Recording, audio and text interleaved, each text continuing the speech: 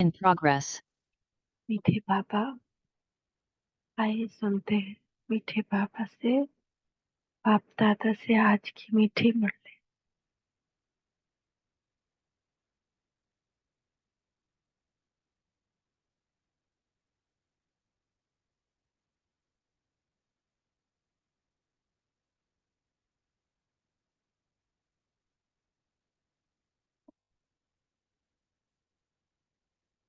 मीठे बच्चे, अब छीछी गंदी दुनिया को आग लगनी है।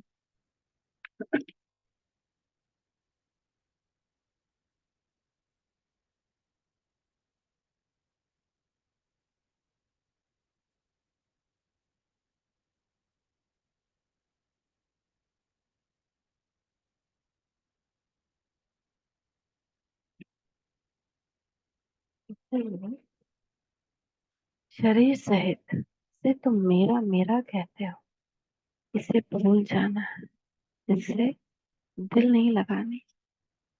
अब ये बहुत देर नहीं, आग तो लग ही गई, फैल रहा है। प्रश्न है, बाप तुम्हें इस दुखधाम से नफरत क्यों दिलाते हैं? क्योंकि तुम्हें शांति धाम सुखधाम जाना है। इस गंदी दुनिया में अब रहना ही नहीं है। हम लोग कितना दुख में पुकारे तो बाबा आया कि चलो बच्चे, अब तुम्हें इस गंदी छीछी दुनिया में नहीं रहने दूंगा। है ना, जब हम कोई दुख में है, कहीं फंसे हुए हैं और अपने माँ बाप को लौकिक में भी पुकारे, तो वो भी तो हमको निकाल के ही ले जाएंगे ना। तो ऐसे ही हम सब जो थे, इनको पुकार रहे थे, तो अब भगवान आया है कि अब इस गंदी दुनिया में रहना ही नहीं। तुम जानते हो आत्मा शरीर से होकर घर जाएगी, इसीलिए शरीर को क्या देखना। किसी के नाम रूप तरफ भी बुद्धि न जाए। गंदे ख्यालात भी आते हैं तो पद भ्रष्ट हो जाएगा। किसी में भी बुद्धि अटकनी नहीं चाहिए। किसी देहधारी में अपना ख्याल नहीं जाए। कोई भी गंदा ख्यालात आता है तो पद भ्रष्ट हो जाए। चाहे ना दुनिया में क्या सोचते हैं कि जो भी है तो पत्नी के साथ ही है ना, जो भी है सो पति के साथ ही है ना, तो नहीं। यहाँ पे बाबा वो भी हटने के लिए कह रहे। कोई भी देह था, अपने देह में भी नहीं, किसी और के देह में भी बुद्धि नहीं जाए, कोई गंदा ख्याल ना आए। ओम शांति। शिव पापा अपने बच्चों आत्माओं से बात करते हैं, आत्मा ही सुनती है। अपने को आत्मा निश्चय करना है, निश्चय करके फिर यह समझाना है कि बेहद का बाबा आया हुआ है सबको ले जाने के लिए। दुख के बंधन से छुड़ाए, सुख के संबंध में ले जाते हैं। संबंध सुख को, बंधन दुख को कहा जाता है। अब यहाँ के कोई भी नाम रूप आदि में दिल नहीं लगाओ। अपने घर जाने के लिए तैयारी करनी है। बेहद का बाबा आया हुआ है सभी आत्माओं को ले जाने, इसलिए यहाँ कोई से दिल नहीं लगानी है। यहाँ यह सब यहाँ के छीछी बंधन है। तो बाबा ने क्लियर करके बताया था ना, सत्युग है योग का, योग की दुनिया, सारा कर्म योग से होता है। और कलयुग है भोग की दुनिया, यहाँ सारा कर्म भोग से होता है। इसलिए यहाँ सारे बंधन छीछी बंधन है। देह से सारे बंधन छीछी है। तो तुम समझते हो अब हम पवित्र बने हैं तो हमारे शरीर को कोई भी हाथ न लगाए छीछी ख्यालात से, है ना। ना कोई गंदी नजर से देखे और ना कोई हाथ लगाए। अब जब हम पवित्र बने हैं तो यही समझते हैं ना, हमारे दिल में भी वो ख्यालात नहीं आए, वो ख्यालात ही निकल जाते हैं। पवित्र बनने सिवाय वापस घर तो जा ना सके। अगर अपने आप पवित्र नहीं बने, योग से पवित्र नहीं बने, तो किससे बनेंगे आगे बाबा बता रहे हैं। तो फिर सजाएं खानी पड़ेगी अगर ना सुधरे तो और कोई तरीका ही नहीं है, क्योंकि परम धाम में अपवित्र आत्मा तो जा नहीं सकती है। और सबको बाबा ले जाने आया, सभी आत्माओं को जाना है। तो अगर हम अब भी पवित्र नहीं बनेंगे, मनसा वाचा करना पवित्रता का बहुत मोल है। सिर्फ इतना ही नहीं कि ब्रह्मचर्य हो, वो तो है ही। मन से, आंखों से भी कोई पुराने ख्यालात भी आ रहे हैं ना, कोई बीती बात आ रही है याद, वो भी नहीं आए। और किसी के लिए बुरा भी नहीं आए, मनसा वाचा कर्मणा कुछ भी बुरा ना निकले। तो बहुत केयरफुल रहना है इसमें। आत्मचिंतन बैठकर करना है कि 15 मिनट 10 मिनट हम अकेले बैठे हैं। तो सोचें, अपना आत्मचिंतन करें कि आज कैसे, कहीं कोई गंदा ख्यालात तो नहीं चला। इस समय सभी आत्माएं अनसुधरेली हैं, शरीर के साथ छिछी काम करती हैं, छिछी देहधारियों से दिल लगे हुए। बाप आकर कहते हैं, ये सब गंदे ख्याल छोड़ो, आत्मा को शरीर से अलग होकर घर जाना है। यह तो बहुत छिछी गंदी दुनिया है, इसमें तो अब हमको रहना नहीं है। कोई को देखने की भी दिल नहीं होती। अभी तो बाप आए हैं स्वर्ग में ले जाने। जैसे जैसे पवित्र बनते जाएंगे ना, एकांत अच्छा लगेगा। बाप कहते हैं, बच्चे अपने को आत्मा समझो। बार बार ये प्रैक्टिस बहुत जरूरी है। खुद को आत्मा समझ, दूसरों को भी आत्मा देखना। कभी कभी देहधारी का आदत, देहधारी देह पे जाता है। तो पवित्र बनने के लिए बाप को याद करो। कोई भी देहधारी से दिल नहीं लगाओ। अगर कोई बहुत अच्छा है मेरे साथ, तो वो भगवान की विशेषता है, दी हुई विशेषता। उसका अपना कुछ नहीं है। उसमें भी भगवान को याद करना। बिल्कुल ममत्व मिट जाना चाहिए। न पति में मोह हो, न बच्चे में। स्त्री पुरुष का बहुत प्यार होता है, एक दो से अलग हो नहीं सकते। अब तो अपने को आत्मा भाई भाई समझना है ना। उनको भी आत्मा भाई, ये मेरा आत्मा भाई है। क्योंकि हम लोग यहाँ क्या है, सच के पति पत्नी तो नहीं है ना। सच का पति पत्नी कोई होता ही नहीं है दुनिया में। एक गंदी दुनिया है, इसलिए गंदा रिश्ता बन गया। नहीं तो सतयुग में यही रिश्ता योग का होता है। योग युक्त प्रेम वाणी का प्रेम होता है, एक्टिंग।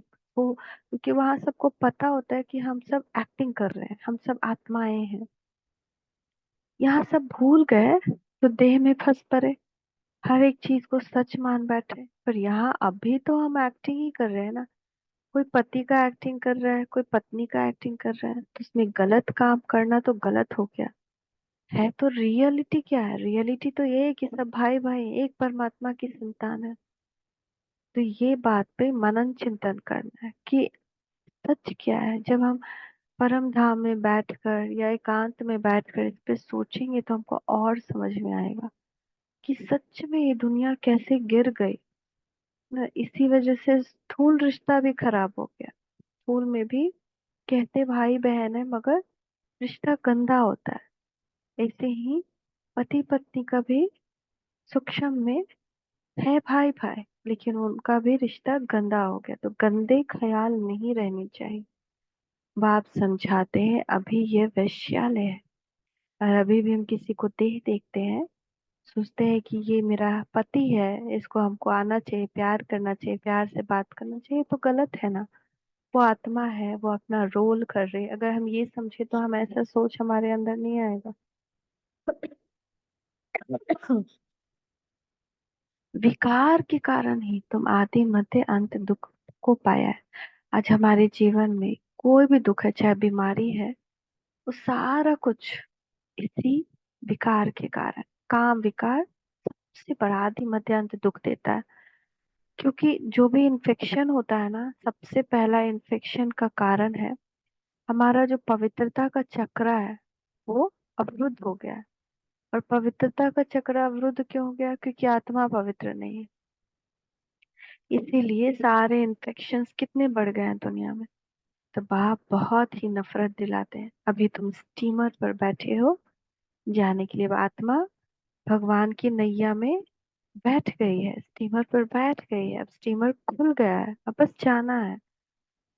आत्मा समझती है अभी हम जा रहे हैं बाप के पास। इस सारी पूरी दुनिया से वैराग्य है, इस छीछी दुनिया नर्क वेश्यालय में हमको रहना नहीं है। तो फिर विष के गंदे ख्यालात आना बहुत खराब है।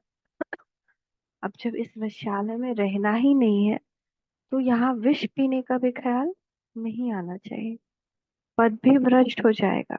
विष पिए या किसी को पिलवाएं, चलो तुम भी, हम लोग तो पिए ही हैं, यही दुनिया का दस्तूर है, चलो तुम भी जाकर पियो। गलत बात है। पद भी भ्रष्ट हो जाएगा। बाप कहते हैं मैं तुमको गुलगुल दुनिया में सुखधाम में ले जाने आया हूँ। मैं तुमको इस वैश्यालय से निकाल शिवालय में ले जाऊंगा। तो उसको भी, दूसरों को भी तो यही शिक्षा देनी चाहिए और इसी मार्ग पर चलने के लिए प्रेरित करना चाहिए ना, ताकि वो भी इस वैश्यालय से निकलकर शिवालय में जा सके। तो अब बुद्धि का योग रहना नई दुनिया में। बुद्धि हमारी अब नई दुनिया में हो। अब पुरानी दुनिया, यहाँ के रिवाज, यहाँ के रस्म, इन सब को छोड़ना है और अब वहां के रस्म रिवाज के बारे में सोचना। कितनी खुशी होनी चाहिए। बेहद का बाबा हमको पढ़ाते हैं ये बेहद सृष्टि चक्र कैसे फिरता है। वो तो बुद्धि में है ही, कैसे ये चक्र फिर रहा है। सत्युग था, एकदम पवित्र गृहस्थ आश्रम। ना ऐसा नहीं कि वहां कोई रिश्ता नहीं, मगर सब आत्मिक स्थिति में, इसलिए कोई गंदा विकार नहीं था।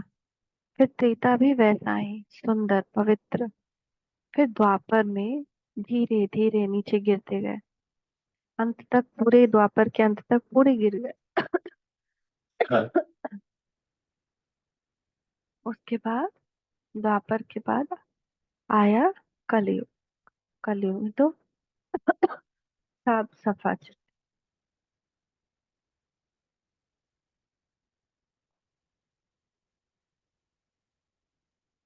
सृष्टि चक्र को जानने से अर्थात सुदर्शन चक्रधारी होने से तुम चक्रवर्ती राजा बने। तो जितना हम ये चक्कर चलाएंगे, हम क्या थे, हम क्या हैं, क्या बन रहे हैं। तो अगर देहधारी से बुद्धि योग लगाया तो पद भ्रष्ट हो जाएगा, और स्वदर्शन चक्र चलाने से चक्रवर्ती राजा बने। इस डिफरेंस को याद रखना है। कोई भी देह के संबंध याद ना है। अंत समय भी कौन याद है, जब हम बहुत पेन में है, बहुत फीवर कभी लग गया, चोट लग गई, मुख से किसका नाम निकल रहा है या अंतर मन में कौन याद आ रहा है कि वो आता मेरे सर पे हाथ रखता, हमको अच्छा लगता। वो याद आ रहा है कि बाबा याद आ रहा है, बाबा आ जाओ, रख दो अपना सर, हाथ मेरे सर पे। तो ये अंतमति सो गति का ये भी एक सिम्टम है। अपने आप को चेक करना है कि कभी मेरे साथ कोई पेन होता है या कोई परिस्थिति आती है तो हमको कौन याद आता है। तो यानी हमारा बुद्धि योग अभी भी देहधारी से लगा हुआ है। तो अंतमति गति क्या हो जाएगी, पुनर्जन्म में गर्भ जेल में आना पड़ेगा। तो ऐसा अभ्यास करना है जो अचानक के सीवियर सिचुएशन में सिर्फ बाबा आए, क्योंकि उस वक्त हम अपनी बुद्धि से नहीं सोच सकते हैं। उस वक्त जो हमारी भावना होती है वो उमड़ उमड़ के आती है। तो अगर हमारी भावनाएं सारी भगवान से जुड़ी हैं, तो भगवान की याद पूरी तेजी से आए। और अगर हमारी भावनाएं आज भी देहधारी से लगी हैं, तो सारे देहधारी ही याद आएंगे। ये आ जाता, वो आ जाता, ये नहीं पूछा, वो नहीं पूछा। तो कोई भी देह के संबंध याद ना आए। यह तो दुख की दुनिया है, इसमें सब दुख ही देने वाले हैं। सुख का दुनिया, सुख का हमारा टाइम था, हमने बहुत सुख देखा, हमने इस जन्म में भी बहुत सुख देखा। हर एक आत्मा के साथ हमारा सुख का संबंध था, लेकिन अब नहीं है। अब सब दुख देने वाले ही हैं। अब किसी से सुख की उम्मीद करना, यानी कि कचड़े के डब्बे में हीरा खोजना है। तो कचड़ा में तो कचड़ा ही मिलेगा भैया, हीरा नहीं मिलने वाला। हीरा परम धाम में, परम धाम को याद करना है। बाप डटी दुनिया से सबको ले जाते हैं, इसलिए अब बुद्धि योग अपने घर से लगाना है। मनुष्य भक्ति करते हैं, मुक्ति में जाने लिए। तुम भी कहते हो हम आत्माओं को यहाँ रहना नहीं है, हम यह छीछी शरीर छोड़कर अपने घर जाएं। यह तो पुरानी जुत्ती है। बाप को याद करते करते फिर ये शरीर छूट जाएगा। अब तो पुराना शरीर हो गया ना, इतना जर्जरी भूत हो गया है। चाहे एज का अब डिफरेंस नहीं है, चाहे कोई बड़ा हो या छोटा हो, ना सबका शरीर क्या हो गया, जर्जरी भूत हो गया है। जो पहले का जमाना का शरीर होता था अब वो नहीं, क्योंकि अब अंत समय है तो सबका शरीर गिरते जा रहा है, चाहे वो 40 का हो, 30 का हो, 20 का हो, 5 का हो। एक एक इन्फेक्शन, एक एक बीमारी, एक एक परिस्थिति आकर तोड़ रही है शरीर को, जर्जरी भूत की अवस्था में और ही नीचे जा रहा है। तो इसमें योग ही एक है जो मदद कर सकता है, जो हम बिना पेन के इच्छा से अपने शरीर का लास्ट में त्याग करें। इसलिए बाबा कहते हैं बहुत बहुत और शरीर का प्रैक्टिस करो, तो क्या होगा, भोगोगे नहीं रात लास्ट में, नहीं तो भोगना भोगना पड़ेगा। 1 महीना तक कोई बेड में पड़ा हुआ है, वैसे ही पखाना कर रहा है, पेशाब कर रहा है, या पेन में किसी में है ना, कितना कितना कैंसर इंक्रीज हो रहा है अभी देखिए। और उन लोग कीमोथेरेपी में जाता है, फिर आता है, फिर 1 महीना 2 महीना 6 महीना ठीक रहता है, फिर कैंसर हो जाता है, फिर कीमोथेरेपी में जाता है। कीमोथेरेपी का दर्द असहनीय दर्द होता है, कितना दर्द होता है। पर छोटा ही ऑपरेशन में कितना हम लोग को परेशानी हो जाता है, तो बड़ा चीज का तो सोच ही नहीं सकते। तो जितना ज्यादा 8 घंटा याद का चार्ट होना चाहिए, जिसमें 4 घंटा बैठक योग होना चाहिए। अभी तो और कम टाइम बचा है ना, तो और तो इंक्रीज होना चाहिए, जितना टाइम मिल रहा है योग कर रहे हैं, जितना टाइम मिल रहा है योग कर रहे हैं। नहीं तो बहुत बुरी स्थिति लास्ट में हो जाएगी, लास्ट में भोग बल जीतेगा जो योग बल नहीं रहेगा। तो हमको योग बल से भोग बल के ऊपर विजय प्राप्त करनी है। तो जितना प्रैक्टिस करेंगे 1 सेकेंड में सारा कुछ सुन हो जाएगा, हम शरीर से निकल जाएंगे, आत्मा शरीर से निकल जाएगी। तो अंत काल बाप के सिवाय और कोई दूसरी चीज याद ना रहे। ये शरीर भी यहाँ ही छोड़ना है, शरीर गया तो सब कुछ गया। शरीर का भी ख्याल करना है, कितना भी हम इसको दवाई खिलाए ना, एक कम ही कमजोरी होगा। जब अगर शरीर हील हो रहा है ना, तो दवाई खाने से नहीं हो रहा है। दवाई खाने से शरीर को सपोर्ट मिलता है। शरीर के अंदर अपना एक हीलिंग पावर होता है, उसको बढ़ाना है। वो ज्यादा ब्रीदिंग एक्सरसाइज करना, प्राणायाम करना, और योग सबसे अच्छा। योग और उसके बाद ब्रीदिंग एक्सरसाइज। तो कितना आप अगर एक दिन में 80 बार ब्रीदिंग एक्सरसाइज करते हैं, तो ये आपको कुछ फर्क पता चलेगा 1 वीक में।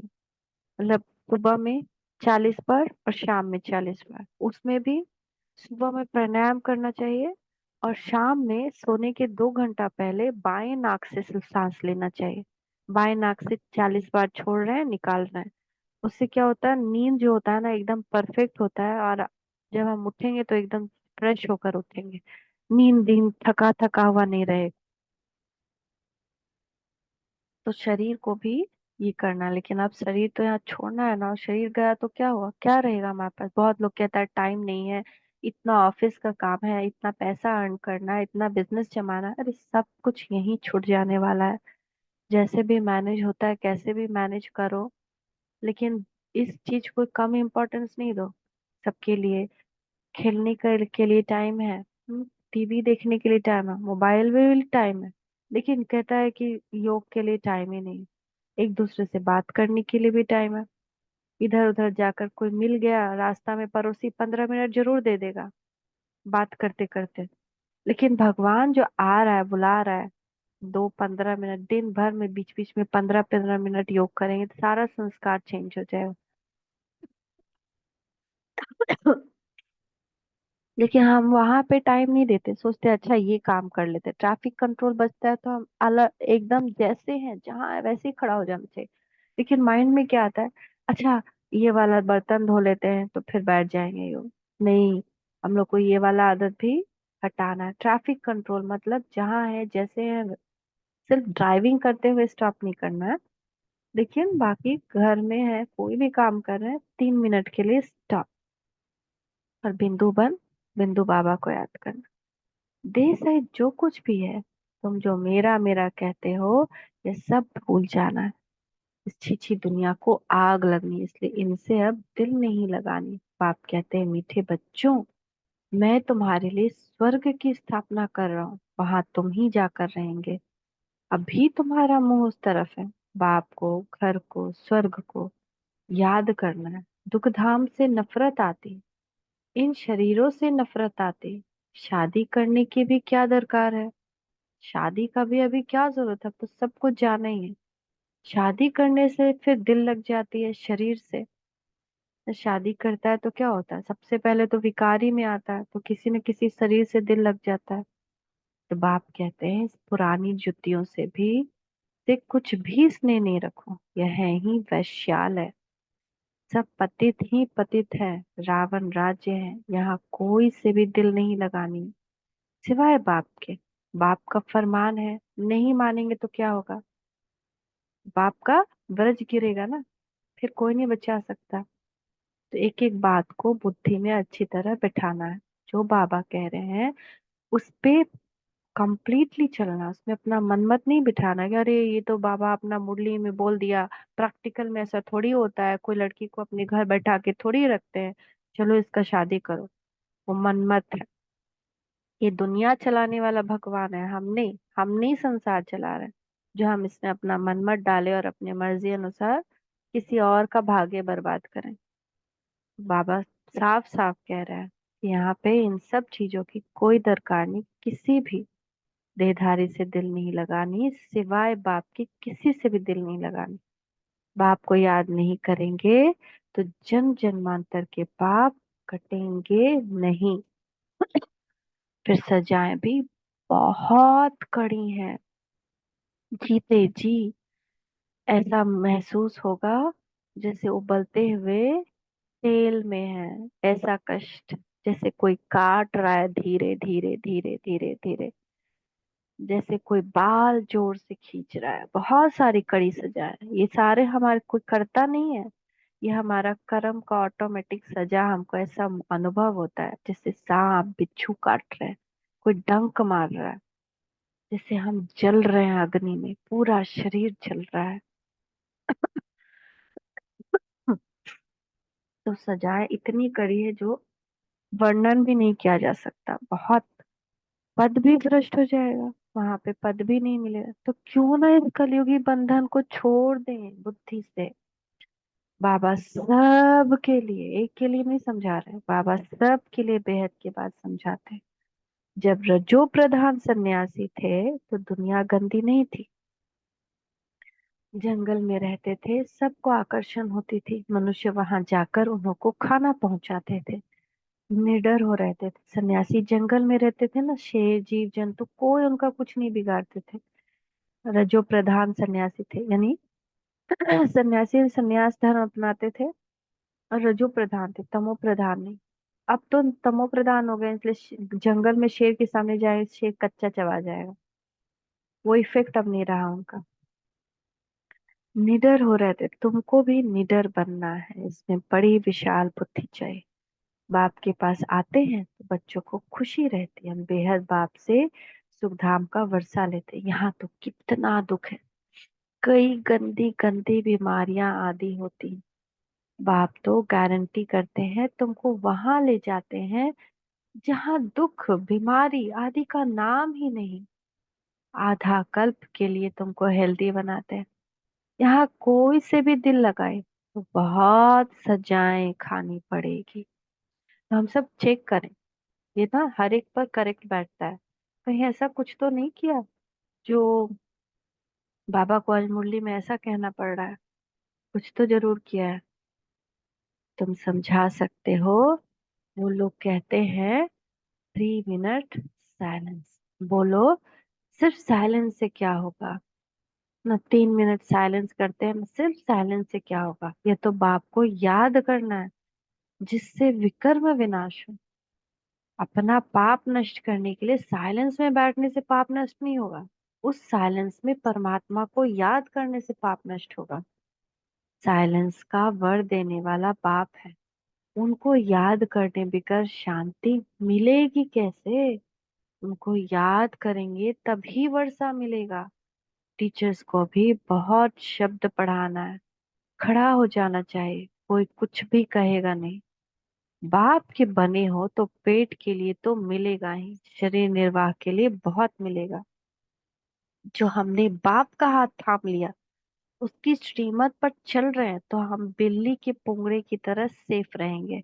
कुछ भी नहीं होगा, खान पान किसी भी चीज का दिक्कत नहीं, इनफैक्ट और ही साधन बढ़ते जाएंगे। लेकिन हम लोग को आसक्त हो रहना है। जैसे वेदांती बच्ची है, उसने इम्तिहान दिया, उसमें एक पॉइंट थी, गीता का भगवान कौन, उसने परमपिता परमात्मा शिव लिख दिया तो उसको नापास कर दिया। और जिन्होंने श्री कृष्ण का नाम लिया उसको पास कर दिया। बच्ची ने सच बताया तो उसको न जानने के कारण नापास कर दिया। अब दुनिया में जो गीता का एग्जाम होता है, गीता का कोर्स कराया जाता है, उस पर एग्जाम होता है, तो गीता का भगवान कौन तो उसमें हम लोग लिखेंगे परमपिता परमात्मा शिव, तो कोई मानेगा थोड़ी। अब भले धीरे धीरे मान रहा है, अब तो कई साधु संत बिल्कुल खुलकर कह रहे हैं कि जो भगवान है तो यहाँ है, जो देवी देवता है तो ये सारे श्वेत वस्त्रधारी हैं। अब सबको धीरे धीरे फील हो रहा है। तो फिर लड़ना पड़े, मैंने तो यह सच सच लिखा, गीता का भगवान है ही निराकार परमपिता परमात्मा। है ना, आप लोगों ने सुना होगा, पहला पाठ दूसरा पाठ भी जल्दी आएगा, जिसमें एक एक श्लोक ये दिखाता है परमात्मा कौन, देहधारी कैसे परमात्मा हो सकता है। श्री कृष्ण देहधारी तो हो न सके, परंतु बच्ची की दिल थी इस रूहानी सर्विस करने की तो छोड़ दिया। बच्ची की दिल थी कि ये रूहानी सर्विस करे, तो लड़ी नहीं, छोड़ दिया, जाओ भले फेल करो, क्या लेना देना है इस दुनिया की चीज से।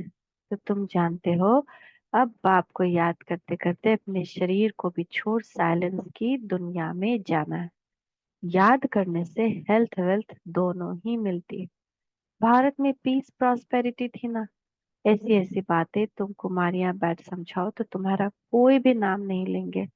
अगर कोई सामना करे तो तुम कायदे से लड़ो, कायदे से लड़ो ना, सभ्यता से लड़ना है। बड़े बड़े ऑफिसर्स के पास जाओ, क्या करेंगे, ऐसे नहीं कि तुम भूख मरेंगी।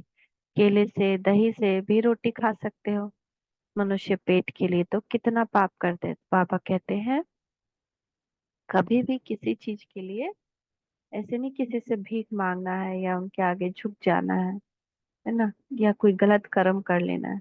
ऐसे भी रोटी एक मिला किसी से भी खा लिए, दही मिला दही में खा लिए, केला मिला केला में खा लिए, रोटी तो खाना है। चुच्चा रोटी भी खा सकते हैं। तो पेट के लिए कोई पाप नहीं करना है। बाप आकर सबको पाप आत्मा से पुण्य आत्मा बनाते हैं, इसमें पाप करने की, झूठ बोलने की दरकार नहीं। तुमको तो तीन तीन तीन तीन चौथाई सुख मिलता है, बाकी एक चौथाई भोग दुख भोगते हो। तीन चौथाई से भी एक्चुअली ज्यादा सुख मिलता है जिसने ज्यादा पुरुषार्थ किया इस संगम युग पर, वो तो और ही सुख भोगता है। हमको तो लगता है हमको कभी कोई दुख ही नहीं मिला। बस जब अपना देह अभिमान आया तो हर चीज को दुख ही समझने लगे। इस समझ की बात है। अब जब समझ में आया कि सबका रोल है, एक्टिंग है, तो कोई भी बात दुख नहीं लगता है। अब बाप कहते हैं मीठे बच्चों, मुझे याद करो तो तुम्हारे जन्म जन्मांतर के पाप भस्म हो जाएंगे। और कोई उपाय नहीं। भक्ति मार्ग में तो बहुत धक्के खाते हो। शिव की पूजा तो घर में भी कर सकते हैं, परंतु फिर भी बाहर मंदिर में जरूर जाते हैं। यहाँ तो तुमको बाप मिला है, तुमको चित्र रखने की दरकार नहीं। बाप को तुम जानते हो, है ना, वो परम धाम में बिंदु है ना, वो हमारा बेहद का बाप है। बच्चों को स्वर्ग की बादशाही का वर्षा दे रहे हैं, तुम आते ही हो बाप से वर्षा लेने। यहाँ कोई शास्त्र आदि पढ़ने की बात नहीं, सिर्फ बाप को याद करना है। बाबा हम बस आए कि आए। तुमको घर छोड़े कितना समय हुआ है, कितना समय हो गया पता है घर छोड़े हम लोग को, 5,000 साल। अब घर जाने का मन नहीं कर रहा? मन कर रहा है ना, जल्दी से जल्दी अपने घर चले जाए, बहुत हुआ यहाँ, थक गए अब। सुख धाम को छोड़े 63 जन्म हुए, मिनिमम 63 जन्म, है ना, और मैक्सिमम सुख धाम को छोड़े 63 जन्म हुए, मतलब स्वर्ग लोक को छोड़े 63 जन्म हुए। शांति धाम को छोड़े हुए 5,000 साल, 84 जन्म। तब बाप कहते हैं शांति धाम सुख धाम में चलो। इस दुख धाम को भूल जाओ, अब चलो। जब वहां जाने का मन है तो पीछे मुड़ मुड़ के क्यों देख रहे हो?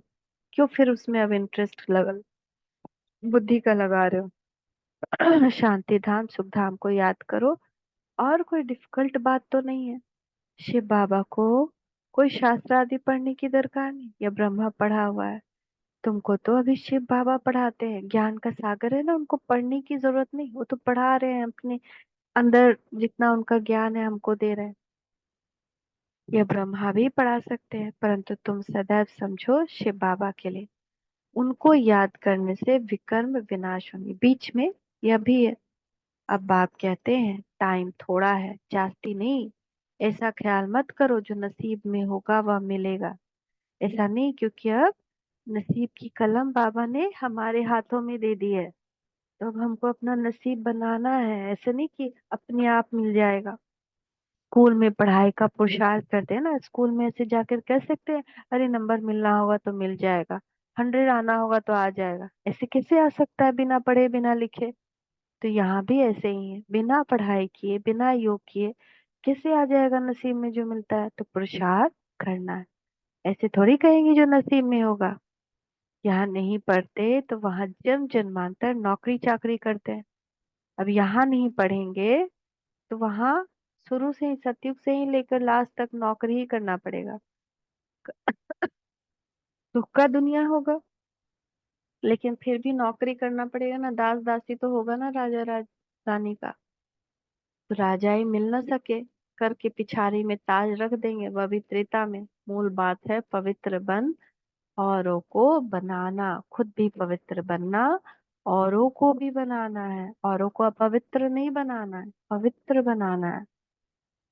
सत्यनारायण की सच्ची कथा सुनाना है, बहुत सहज। दो बाप है, हद के बाप से हद का वर्षा मिलता है, बेहद के बाप से बेहद का। बेहद बाप को याद करो तो ये देवता बनेंगे, परंतु फिर उसमें भी उच्च पद पाना है। पद पाने के लिए ही कितना मारा मारी करते हैं। पिछाड़ी में बॉम्ब्स की भी एक दो को मदद देंगे।